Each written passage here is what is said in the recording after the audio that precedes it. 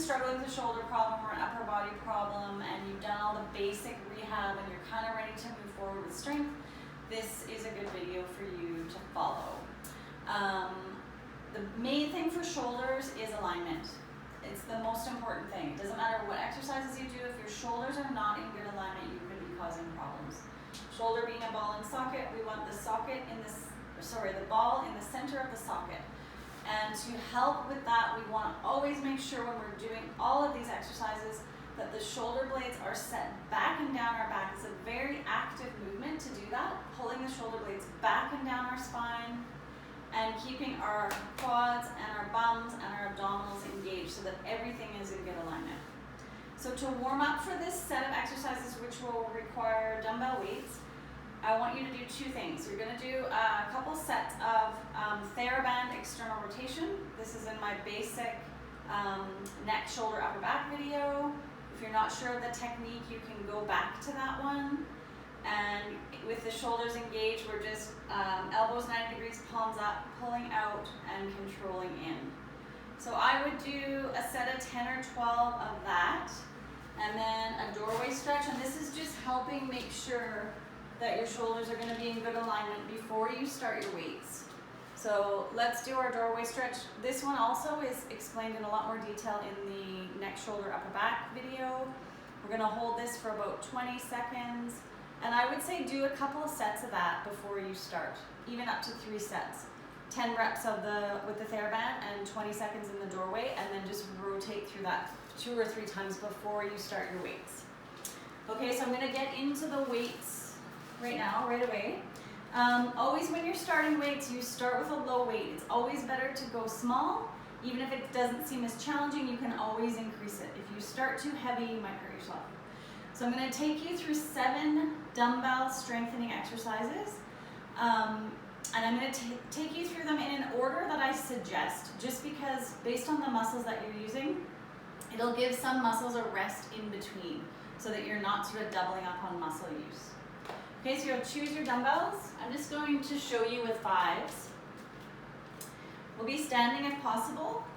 Again, quads, glutes, abdominals engaged, shoulders are set back and down. That's so important. And think of having a long, lengthened spine.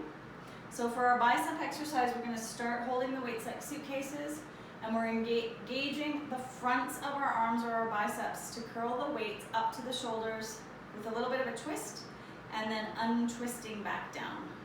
So the body is stable, the body is not moving, the shoulder blades are engaged through the whole motion, and it's a nice slow movement through full range.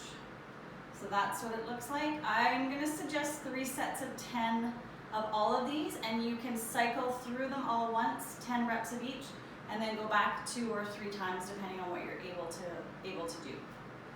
Okay, the second exercise is called a press up. So again, in standing, and you may have to adjust your weights for these exercises. Some muscles will be stronger than others. So for the press up, we're going to take our weights up to our shoulders. Again, nice stable posture. We have 2 choices here. We can hold the weights this way and press up either one at a time or with both weights at the same time, which is a little harder. Really important here to keep all those muscles engaged. Okay, we can also do it this way, which is a little bit more challenging. This requires more mobility through the shoulders. Again, we can press up one at a time, or we can take both up at the same time. Notice that my body's staying really stable through the whole motion, and the weights are staying slightly in front of me. I'll just show you from the side. Slightly in front, and that's just the natural inclination of the shoulders. So that's what the press-ups look like. The third exercise is going to be a tricep exercise, so you'll need a chair or bench for this. So if you have a chair, you're going to put one knee up. The same hand as knee is going to support you. This is to support your low back. You're going to lift your elbow up as high as you can. Try to keep your neck and upper back in a neutral position. In other words, you're not here, you're just looking straight down. Keeping the elbow high, you're going to extend your arm. Okay, this one is, you probably need a lighter weight for this one. You can even use a soup can or a 1 or a 2 pound, just depends where you're at strength-wise. But you really want to make sure you're going through full range of motion. Straighten the arm all the way, bring the weight back to your shoulder, but the elbow stays high.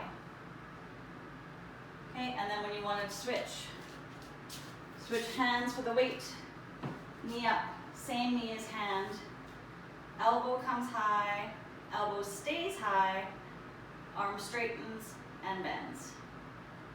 Okay, so that's working this muscle in the back of your arm, which is your tricep. Forgot to mention that this is your bicep. Okay, third exercise now is going to be the deltoid exercise. So this is the group of muscles here that create the bulge in the sides of our shoulders. And this one is really important if any of you have had rotator cuff problems or shoulder impingements or things like that. This muscle gets weak and it really helps to take you to the next level of recovery if you can build up some strength in those deltoids. Okay, so again, you're going to take your weights, whatever weight is appropriate. You're going to have your elbows bent. This shortens the lever as opposed to lifting with your arms straight.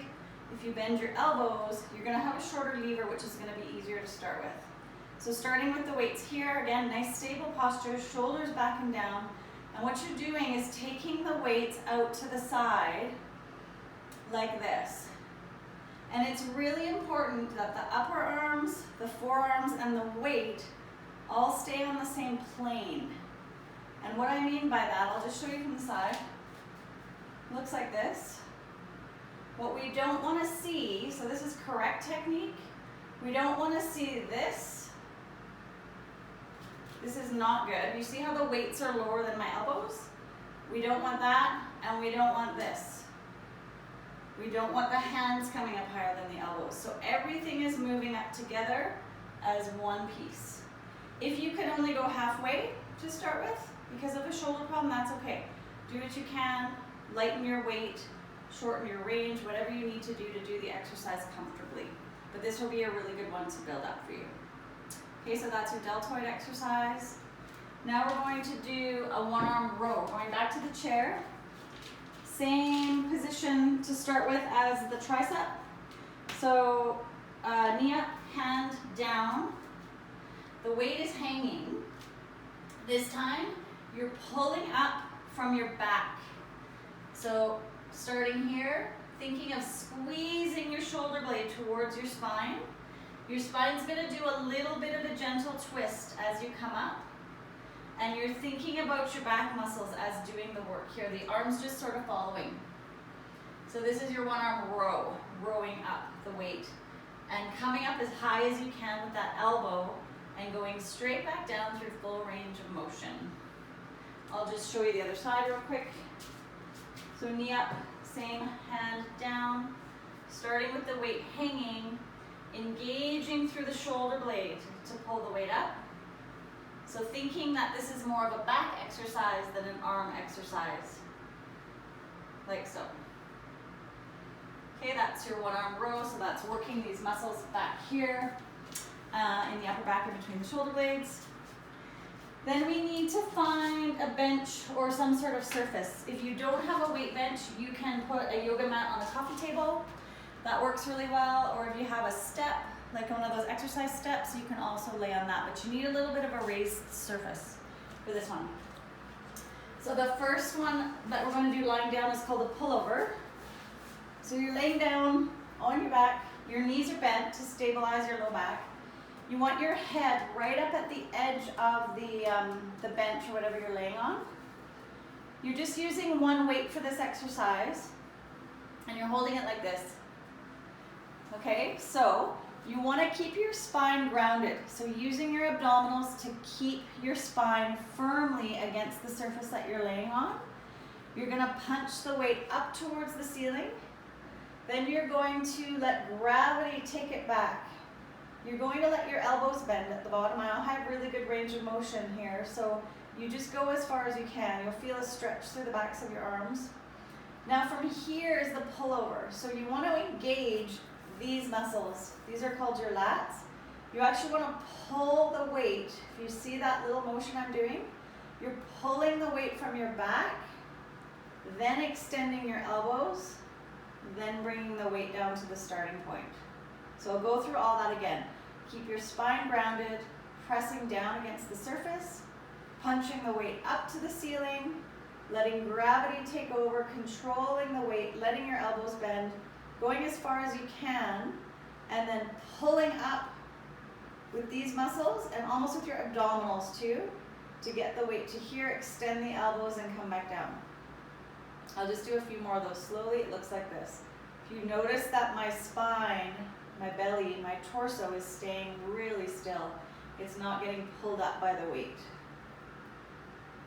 And if you're feeling your shoulder pinching a little bit, it sometimes helps to just readjust by pulling those shoulder blades underneath you, close together, and then try it again with better alignment. If you can only go part way, that's fine. If you just get to here as a starting point, that's totally fine. But this is what the whole motion looks like. Pullovers, really nice exercise. Okay, and then the last exercise done from a lying down position is a chest press. Just gonna grab another weight. You need 2 weights for this one. So this is a really good, if you have had shoulder problems and you haven't been able to do push-ups or planks, this exercise will actually help you get there because you can modify the weight so much as opposed to having to, do a push-up with your whole body weight. You're going to take whatever weights you can manage, lay on your back. Anytime you're doing weights laying on your back, you're always using your core to keep your torso grounded. Okay, so here you're swinging your elbows out to shoulder height. Your forearms are vertical and they stay that way. So as you press the weights up and together, look at my forearms. They're always vertical. Okay, and what I mean by that is we don't want to be out here. Okay, we don't want to be doing weird stuff like that. We want to be here, pressing the weight up and over, kind of over top of our chest, and then back down nice and controlled. You still want those shoulder blades pulled together and down underneath you to make sure your shoulder joints are lined up properly. So this is your chest press, and it uses very similar muscles to a push-up or a plank. So if you're having trouble with that, you can start here and you can increase your weight until you get to the point of being able to do a modified push-up, which I'll cover in another video.